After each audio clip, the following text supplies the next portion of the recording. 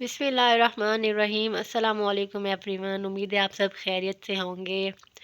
आज की हमारी वीडियो का टॉपिक है हाउ टू क्रिटिकली इवैल्यूएट और क्रिटिकल एनालाइज अ पोएम। कि एक पोएम होती है लिटरेचर में, उसको हम कैसे क्रिटिकली इवैल्यूएट कर सकते हैं। जैसे लिटरेचर में पोइट्री होती है और पोएम्स को क्रिटिकली एनालाइज करना होता है, क्रिटिकली इवैल्यूएट करना होता है और क्रिटिकल एप्रिसिएशन करनी होती है पोएम्स की। तो क्रिटिकल इवैल्यूएशन और क्रिटिकल एनालिसिस हम किस तरह से कर सकते हैं पोएम का, ये हम आज की वीडियो में पढ़ेंगे। तो सबसे पहले जो हमारे पास पोएम होती है उसका हमने इंट्रोडक्शन देखना होता है कि जो पोएम है वो किसने लिखी है, कहाँ लिखी है, कब लिखी है और किस चीज़ के बारे में वो पोएम जो है वो लिखी गई है। और हम इंट्रोडक्शन देते हैं पोएट का कि किस पोएट ने वो पोएम लिखी है, कौन सी एज का पोएट है वो और किस सेंचुरी में या किस एज में उसने ये पोएम लिखी है। सबसे पहले हम इंट्रोडक्शन लिखते हैं। उसके बाद हमने लिखनी है पोएम की स्ट्रक्चर, कि पोएम जो है वो ब्लैंक वर्स में लिखी गई है या आयम्बिक पेंटामीटर में लिखी गई है या उसकी राइम स्कीम या जो उसका पैटर्न है स्टैंजाज में है, कितने स्टैंजाज हैं और उन स्टैंजाज में कितनी लाइंस हैं, हमने ये स्ट्रक्चर लिखनी होती है सेकंड पे। उसके बाद थर्ड जो पॉइंट है उसमें हम टोन देखते हैं कि आया कि जो पोएम है वो जिस भी राइटर ने या पोइट ने लिखी है उसकी टोन क्या है। या तो वो सैडनेस होती है, टोन जो होती है वो सैड होती है या फिर एनर्जेटिक होती है या फिर एक्साइटेड होती है, मेलनक्लिक होती है या फिर सैटिरिकल होती है।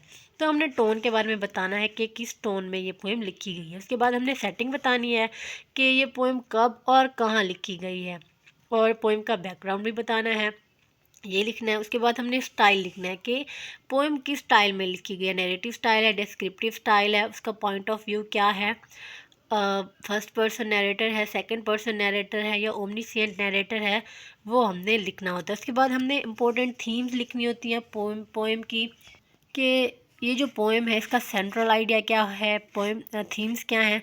थीम जो होती है जो सेंट्रल आइडिया होता है जिसके ऊपर पूरी की पूरी पोएम लिखी गई होती है। उसके बाद हमने लिटरेरी डिवाइसेस लिखनी होती हैं। लिटरेरी डिवाइसेस लिटरेरी टेक्निक्स हो गई, जैसे मेटाफर किस तरह से इस्तेमाल किया गया, सिमिली कहाँ पे यूज़ की गई है, एलिट्रेशन कहाँ पे है, कॉन्सोनेंट्स कहाँ पे है, एसोनेंट्स कहाँ पे है और हाइपरबोल, पैराडॉक्स और इस तरह की जो लिटरेरी डिवाइसेस है वो कहाँ कहाँ पे यूज़ की गई हैं, हमने वो लिखना होता है। उसके बाद हम समरी लिखते हैं, वो भी क्रिटिकल कमेंट्स के साथ हम अपने क्रिटिकल व्यूज़ भी दे सकते हैं। उस समरी में जो भी स्टैंजा होता है या जो समरी दी हुई होती है पोएम की, जब हम उसको एक्सप्लेन करते हैं, जब हम उसकी समरी लिखते हैं तो हम उसमें जो दूसरे राइटर्स होते हैं, जो दूसरे पोइट्स होते हैं, नॉवलिस्ट हो गए, ड्रामाटिस्ट हो गए या जो दूसरे कंटेम्प्रेरी पीरियड के या उससे बाद के जो पीरियड के पोइट्स होते हैं, राइटर्स होते हैं, उनका इस पोएम के बारे में क्या ख्याल है, हमने उनके कमेंट्स लिखने होते हैं। उसके बाद हम इसके अलावा हम अपने व्यूज़ भी दे सकते हैं कि राइटर इसमें क्या कहना चाहता है, पोइट जो क्या डिस्क्राइब करना चाहता है, हम इसको भी इन डेप्थ स्टडी कर सकते हैं, डिटेल में लिख सकते हैं। उसके बाद हमने कंक्लूड करना होता है सारी पोएम का जो भी पॉइंट्स हमने लिखे हुए हैं, तो उसको हम एक 8 लाइंस के पैराग्राफ में कंक्लूड कर देते हैं। दोबारा से देख लेते हैं इन पॉइंट्स को कि हम एक पोएम को क्रिटिकल इवैल्यूएट या क्रिटिकल एनालाइज कैसे कर सकते हैं। तो सबसे पहले हमने इंट्रोडक्शन लिखना है पोएट का और पोएम का, फिर हमने स्ट्रक्चर लिखनी है, फिर हमने टोन, सेटिंग, स्टाइल और थीम्स लिखनी है पोएम की। उसके बाद हमने लिटरेरी डिवाइसेस कौन कौन सी यूज़ की गई हैं पोइट्री में वो लिखनी है। उसके बाद हमने समरी लिखनी है क्रिटिकल कमेंट्स के साथ, अपने क्रिटिकल व्यूज़ भी दे सकते हैं और दूसरे राइटर्स के व्यूज़ भी दे सकते हैं और लास्ट में हमने कंक्लूड करना है।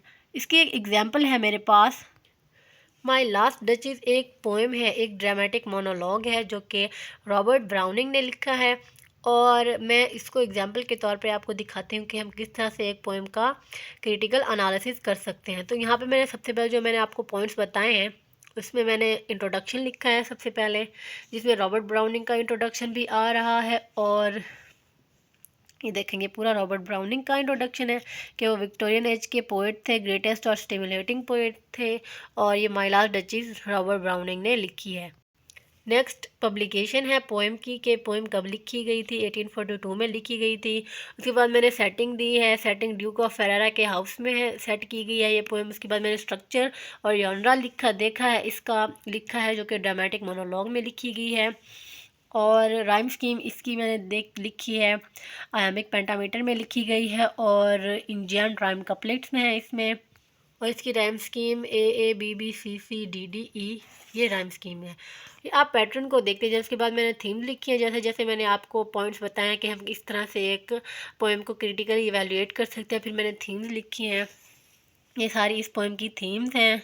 उसके बाद मैंने लिटरेरी डिवाइसेस लिखी हैं, जिसमें assonance, alliteration, imagery, hyperbole, enjambment, consonance, metaphor, इस टाइप की जो लिटरेरी डिवाइसेस हैं वो यूज़ की हुई हैं।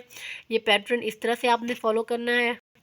और लास्ट में मैंने क्रिटिकल समरी लिखी है, माय लास्ट टचेस की, ये सारी क्रिटिकल समरी लिखी हुई है, जिसमें सारे मैंने क्रिटिक्स के व्यूज़ भी इसमें हैं, और मैंने लाइंस भी ऐड की हुई हैं साइड्स पे। ये रेड बॉल पॉइंट के साथ आप देख सकते हैं, इसमें लाइंस भी आप ऐड कर सकते हैं पोइट्री से ली हुई।